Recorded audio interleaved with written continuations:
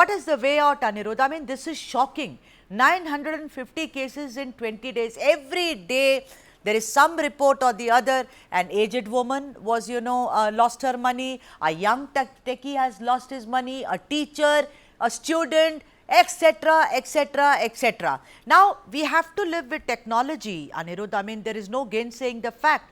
What is the way out? I am not going to even apportion blame to the government of the day because they are doing enough and more. But what is it that is, making Bengaluru live under siege and fear? Hi, ma'am. Thank you so much for inviting me. But I'll try to answer that in like a two-pronged effort. One is this statistics basically shows that the number of reports which have been registered has been high in Bangalore. That's a good sign because we know for a fact that throughout India there have been a lot of cases which go unregistered. So it's a good thing that we have at least cases being registered and police and cybercrime, people who are after the perpetrators. So that's a good thing for us. But the other side of the coin is definitely that we would have to catch up to the pace of the threat actors in these cases. Now, it's our job as cybersecurity professionals to create awareness amongst people. But I feel that in this chain of cybersecurity, the weakest link is always the human, and because of the economic background that we come from, it's easier for a scammer to scam Indian audience. Now, specifically coming to the part where No, Bangalore, explain that. Wait a minute, Anirudh. yeah, Explain that. sure. Why is it easy for scamsters to scam us? Okay, so I'll give you an example. Um, if you look at the type of scams which happen in India and across the world, there are some major differences. So if you look at, I think it's very popular that people from India scam in the US as well as in the other parts of the world, West. But the type of scams vary. They'll call and be the tech support. You have a problem, you have a virus, etc. We are not at that at that level yet. Right, The okay. scams that we currently or our people today are affected by are as simple as color picker scam, pig butchering scam. So they'll ask you to give in small amounts of money for a long period of time in the hopes of getting a longer return or a huge return at the end of it, but then they'll run with your money. So we are affected by simpler scams on a daily basis, and we know for a fact, or the scammers know, that India is not a big ticket market. Like I will not be able to extract huge amount of money from one person, but rather small amount of money from a lot of people. So that is how they, that is the All right, general I have scenario. understood that. But do you think 950 Yeah, cases, apart from the point that you made that it's being registered, it's a good sign. But look at yeah, it from the prism of pure crime. It's a large yeah, number, isn't it? Even if it is small, definitely, small, small, small, it is large, right? definitely. It's a very And large also, number. what about the It's paranoia and neurosis which is created? Oh, your father is lying on the road, he's had an accident.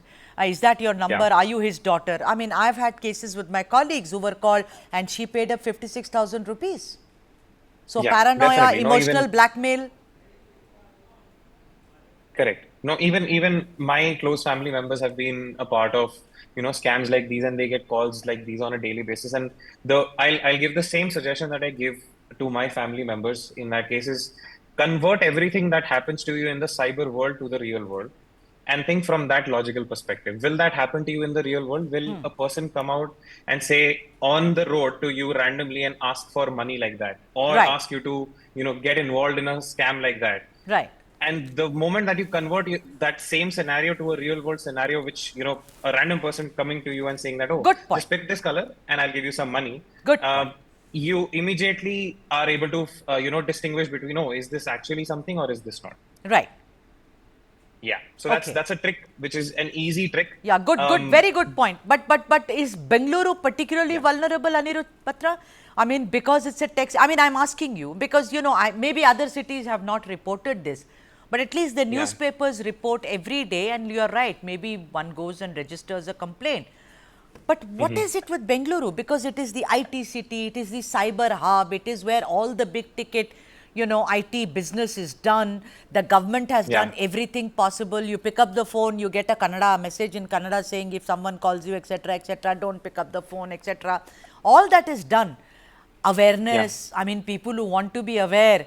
What is the way? yeah, What is the gate that one puts? And, of course, it's the duty of the police. But then people like you who are experts at cyber crimes, I'm asking you, what is the way to stymie this, Anirudh?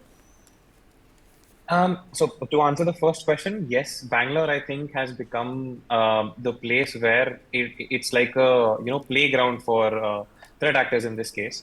So they start off with certain places, and you'll find that that those places change over time. So we've seen that happening with other places as well, and then right now, because as you said, big ticket customers are in Bangalore, so it becomes Yeah. like a playground.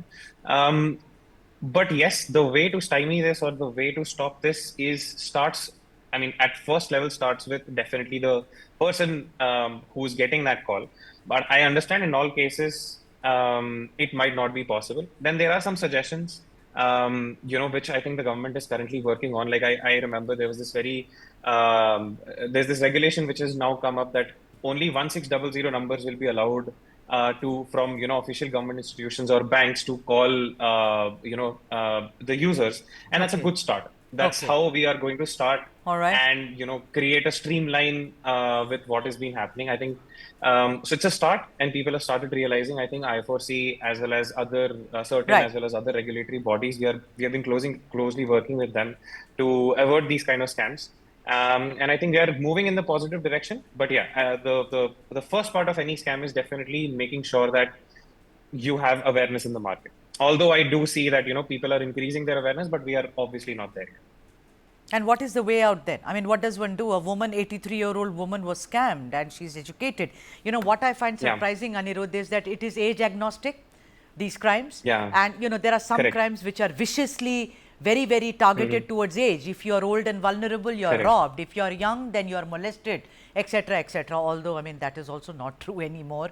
The world has become a yeah, horrible, toxic place. But I'm saying it's also true. agnostic to your education levels. I mean, I'm not tech savvy, but I'm educated. It could also, kind of, I do not know. It's almost like if there is fire in the house, run out.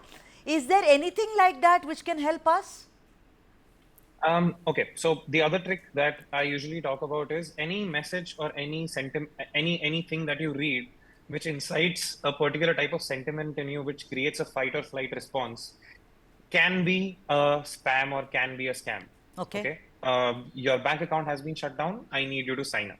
Yeah. Your this has shut down, and you are going along with your life normally, and then Yeah. suddenly there's a message Yeah. that I've gotten on my email saying that there is a new sign up on your Facebook account or your Instagram account or your WhatsApp account. Now all of these, any message which incites a response inside you, which asks you to click on a link, it's created like that, right? So always rethink whenever you are clicking on anything which incites that kind of response inside you.